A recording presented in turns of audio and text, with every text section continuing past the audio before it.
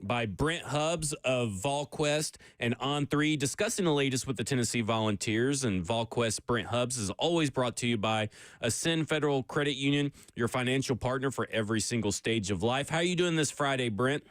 I'm doing outstanding. Hope you guys are doing well. We're having fun. Well, you got to try to keep Ramon straight, which is a challenge all to its own. See, there you go, spreading rumors, Hubbs. No, I'm just saying a lot of people are tired when the show ends. I'm just saying it makes a lot of people tired. It's because we having a good time, Hubbs. Come on, man.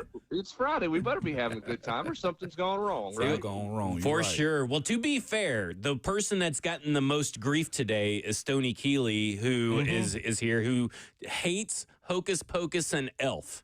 I don't hate it. You keep telling people I hate it. I just said they're not good. Stoney, a man of the people, baby. I'm with you 100%. Hey, look at that. Look at it. Wow. I am not staying. I got a 17-year-old daughter, and I'm not staying in the room if either one of those movies are ever on the television. There we go. Brother. What about Rudy? We all agree like Rudy's overhyped. Where are you at on Rudy, Hubbs? Here's the great thing on Rudy, and I think it's overhyped because, one, it's on TV all the time, okay? You can find it. I mean, it really is. It's like A Few Good Men. I mean, there's certain movies that, you're going to find them at 1 o'clock in the morning. When Tennessee played at Notre Dame, this would have been, I guess, Casey and that crew. Ramon, I don't know if you were on that team that went up there and played. Yeah, I was. Yeah. Okay, 05? so yeah, was that the first one or was there one before then? Maybe there was one where Will Overstreet went up I wasn't there then. I'm not that old, Hubbs. Yeah, I know. That's why I didn't think you were on the team. Anyway, first time I went up there, and I thought, you know what, we'll go see this campus or whatever. And I got there Friday, and had a chance on Saturday game day to just walk around. We got to the stadium really early. Everything was set up. And I caught myself. I went to every monumental scene, like in the movie. Yeah. And that's kind of how I toured Notre Dame's campus, was because of that movie. So it's nostalgia. It's okay. I don't want to sit down and watch it all the time. It's not a remote drop for me. Like Apollo 13. That's one of the best remote drops out there, is that movie. You see that one on TV, I'm locked in for whatever reason. But Rudy's okay. I won't say it's great, but it's okay. Gotcha. Love it. All right. So the Tennessee quarterback situation has been obviously a hot topic. Is this a true quarterback competition between the three quarterbacks for the Tennessee Volunteers, or is it really just it's Joey Aguilar's job to lose? I mean, I think it's a competition, and I think it's twofold. One, if Joey Aguilar can pick up the offense, then I think it becomes his job to lose. If he can learn what to do here in short order. And obviously we're talking about, 100 days or so that he's got to get himself ready to play and know this offense. I think the other question is how much does Jake Merklinger and George McIntyre improve this summer to assert themselves into the competition? So I think you got to go win it. And I think it's important that whoever the best player is on the team in fall camp wins the job. Not who you want to win it or not who you think should win it. If you're going to declare it an open competition, then somebody's got to go win it. And I say that because in 2005, that's what Tennessee did. And Eric Ainge ended up being the starter, but he wasn't the best quarterback over the summer, and he wasn't the best quarterback in fall camp. And it affected that team. So if you're declaring it an open competition, and I believe that's what Josh Heupel has said, is going to continue to say throughout the summer into fall camp, then it's about who wins the job in fall camp. Now, I think you're looking at Aguilar because he's got the experience, he's played, all those things is where you're at. But I'm going to tell you right now, whoever plays the best on the practice field is got to be your starter, or it adversely affects your football team. So I do think it's a competition throughout fall camp. With Joey Aguilar, he's obviously on campus and has spent the week in Knoxville, getting to know the campus, has spent time with Josh Heupel and stuff.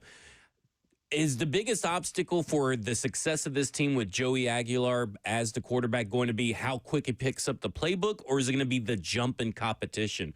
Like, which one is the bigger obstacle that Tennessee Volunteer fans need to be worried about?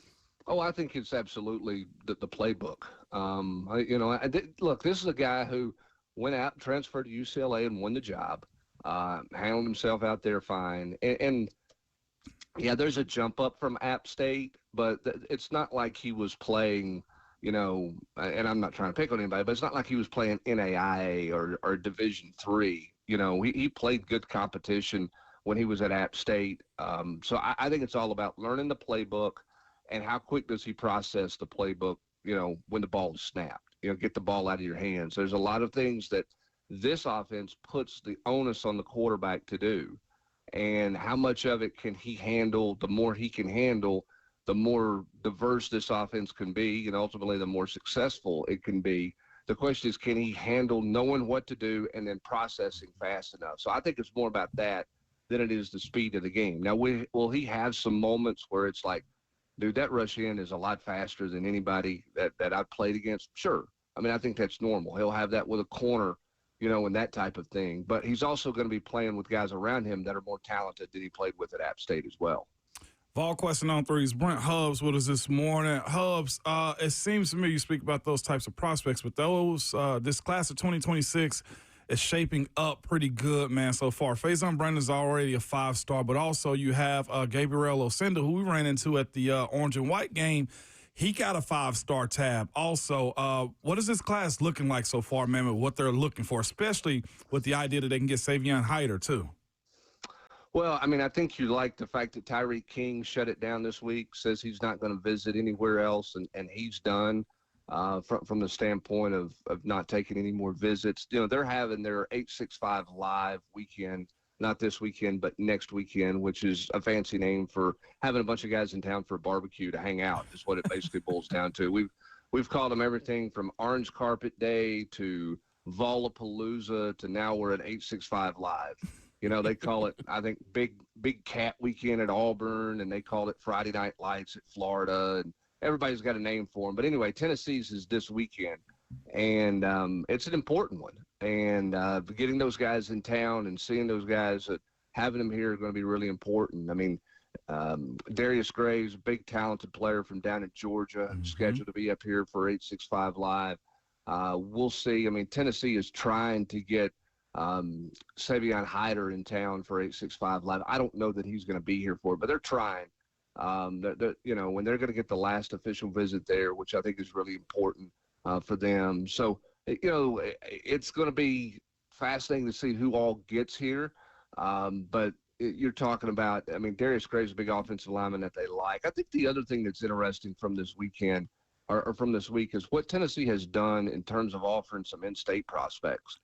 They've been really active in state, both in the class of 26 and in the class of 27 as well. They clearly like what they see in state, and they're being a little more aggressive in state, if you will, with some guys, and not maybe dragging and waiting until they're playing catch up there. They've been really aggressive so far, and then we'll see if they get Joel Wyatt back, in town for 865 Live. They're trying to get Tristan Gibbons, another 4-star prospect, in there. So they're heavily involved in guys, and this is make or break time, right? You got to get guys on campus. You're going to get them back for official visits. You're trying to get them in town for as many visits as you can over the next 6 weeks or so, because a lot of guys are going to make decisions late June and in the month of July to put this class together. I was on the business side of things, man, with the house settlement conversation coming up, and also this 9 games, man. What would happen first as it pertains to those two, business questions around college football at this point? Well, they're a little bit separate in the fact that I think for the 9th SEC game, 2 things are involved there. From a coaching standpoint, they want to see what the college football playoff is going to look like. If it's 16 teams and 4 automatic qualifiers from the Big Ten and the SEC, then I think SEC coaches are going to be much more amenable to 9 games, because you can get away with losing multiple times and still make the playoffs potentially. Otherwise, I think they're going to be a little more hesitant, on the 9 games stuff. But at the same time, too, what's the money that TV's coming back with? There's been reports out there that the SEC's talking $50 to $80 million. Well, I don't think they're doing 9 games for $50 million. They may do them for $80 million, and they're trying to push it towards $100 million to divide up among teams. So it's a little bit twofold. The ADs and the presidents are going to be all about what the dollar figure looks like. If they can get an additional $80 million to $100 million for an additional conference game to divide among teams every year, then ADs and presidents are going to push for that because they need more money. I mean, nobody's got enough money right now. The coaches are going to be more interested in how does that affect my playoff chances if we play another conference game and beat ourselves up and, knock ourselves out of the playoff equation. That's something coaches are looking at. But I think at the end of the day, money talks and money wins if the money is high enough. So it's going to basically come down to what that dollar figure looks like from TV. And it's got to be on the high end. It can't be on the low end for them to go to 9 games. Brent, it sounds like there is a decision looming on the uniforms. We got some uniform talk this morning. What's going on with Nike and Adidas and this apparel decision that's upcoming for the Vols? Well, it expires in June of 26, and Nike has been in an exclusive negotiation window for several months. That window closed on March the 31st. And when that window closed, and Tennessee is in a situation, they're in the free market, basically. They can go talk to anybody and listen to any pitch that anybody has. And Adidas is making a pitch, and they're making an aggressive pitch. They've had some conversations the two sides have. I don't know that there's anything formal on paper yet in terms of an offer, but Adidas is very aggressive and has been very aggressive here and clearly likes and wants Tennessee, and Tennessee's listening. Will Nike match, or will Nike say, hey, we're Nike, plain and simple. I don't know what else needs to be said. Typically Nike has said we're Nike, and Adidas has got a little more financial investment, if you will, into teams. And again, I mean, I hate to sound like a broken record, but money's going to talk in this deal. Now, I think from an Adidas, to make that switch, it has to be vastly different. I don't think if it's even, push come to shove, you probably stay right where you're at. If it's pretty close to even, but if it's significantly different financially, absolutely Tennessee's going to look at Adidas and listen to Adidas. And Tennessee's in a much better place of leverage this time around than they were when they did the Nike deal, I guess 10 years ago now. Tennessee athletics, Tennessee football, the branding and marketing of Tennessee at that point was not fantastic when they went to Nike. The coaches at Tennessee really wanted to go to Nike. Dave Hart really wanted to go to Nike because he felt like it would help the brand at Tennessee a great deal in recruiting, and that's what coaches wanted and all those things. And they actually took a deal at Nike that was less cash value and less financial value than what Adidas was offering, but they felt like there was that much value in Nike. Fast forward 10 years, Tennessee's got a lot more leverage. Tennessee's licensing, sales, and all those things make them much more attractive. The question is, does Nike view it that way, or do they want to get Tennessee on a moderately better deal, but not a significantly better deal than what they got them 10 years ago? And that's where it's at.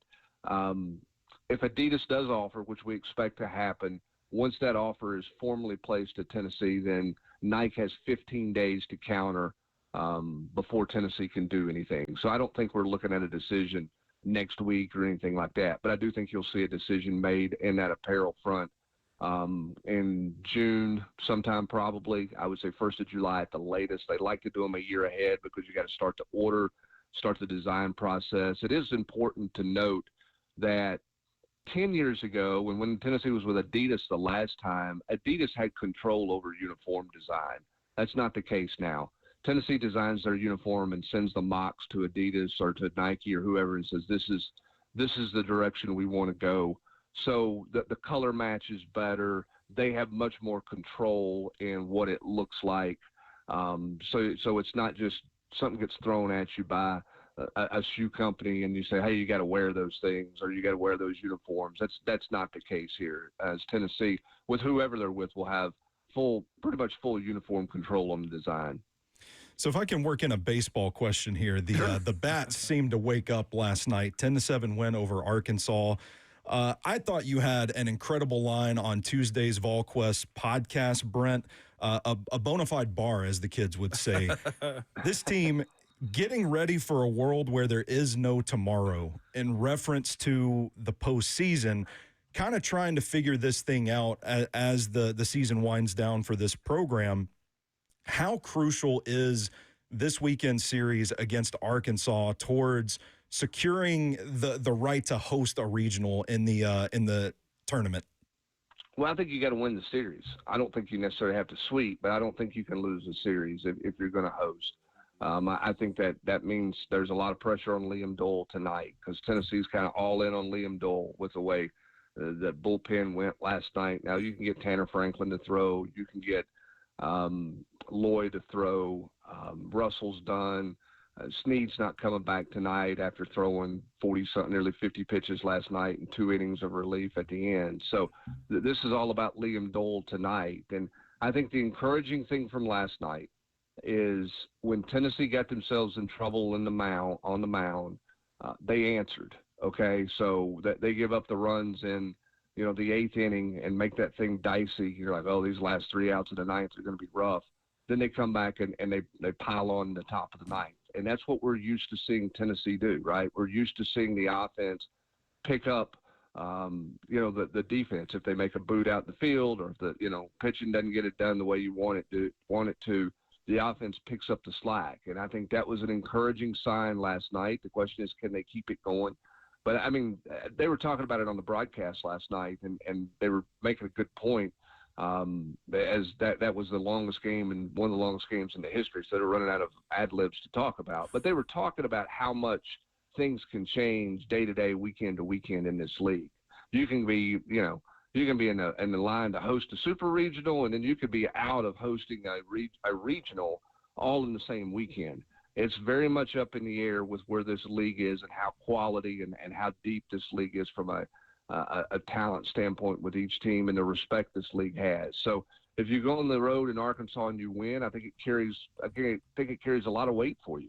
So we'll see. I mean, I think you take it one game at a time right now, and you're taking it 1 inning at a time. And man, you're waking up today hoping Liam Dole is going to do for you what he's done the last 4 or 5 weeks, and he's going to shove it for 7+ innings so you can try to get to the finish line with this thing, and you hope the bats stay awake. Tennessee hit the long ball last night. They did leave 10 runners on base, but they got some timely hitting last night. They stacked some hits. They had an inning where they brought 9 to the plate. That's something we've not seen a lot out of Tennessee in SEC play. So that was an encouraging sign. We'll see if they can build on it. Brent, before we let you go, me and Stoney here have 2 more hours left with Ramon. Do you have any advice to help us get through those 2 hours? Duck, bob, and weave at this point in time, or make him really uncomfortable. Just don't come back in the room after a break. See how it looks like out there when he's on the island all by himself. It'll make you think of your old tackle days. Right? You know what I'm saying? That's what I'm no help from the tight end. We got you no fullback help, baby. It's just you and the world, one-on-one. How about it? You know what I'm saying? I mean, it's a life of offensive lineman. Anyway, Hubs, I'll be in my natural state then, okay? By the way, I cringe so much at this Nike Adidas thing, Hubs. You know how many guys I played pro ball with that said, man, I wanted to come to Tennessee, but y'all had that weak-ass Adidas. Like, you know how many times? Hey, that's an interesting point, and I should have mentioned that. I do think one thing that's different right now, particularly in the recruiting world, I don't know that the apparel deal carries the weight that it used to carry. Okay. There were guys back in the day that, they didn't want to play. They didn't want to wear Adidas. They didn't want to play in Adidas. They wanted to be in Nike. I mean, heck, Jamal Lewis didn't have any desire to be a part of Adidas, right? I mean, so it's one of those things where I do think it had a greater impact several years ago than what it has now. With rev share, I think these guys are looking at it from a business standpoint. Is there a way with Adidas I can make more money? Is there going to be some NIL money available? Does this help rev share numbers? Does this help me put more money in my pocketbook? If it does, then I'm okay with wearing that. So I don't know that it has the recruiting impact that it had. But to your point, absolutely. Back years ago, back in our olden days, Ramon, when we walked, barefooted uphill both ways in the snow to school, it did carry weight in recruiting. I don't know that it's as significant now as it used to be. Gotcha. Well, we've been on the phone with Brent Hubbs of VolQuest and On3 discussing everything going on with Tennessee Volunteer. And he's, of course, brought to you by Ascend Federal Credit Union, your financial partner for every stage of life. Brent, it's been great talking to you, and we really appreciate it. Have yourself a great weekend. Thanks, Hubbs. I'll do it. I appreciate it. Y'all don't Wally Pitt Will Bowling now. Wally Pitt on this field today, right? All right. All right. Appreciate it. Thanks, guys. Thanks. When we come back, I have to talk about this jersey stuff and these apparel thing because I just don't get it from a fan's perspective. So I have to hear it from the athlete's perspective. We'll do that when we come back. This is Ramon and Will on 104.5 The Zone.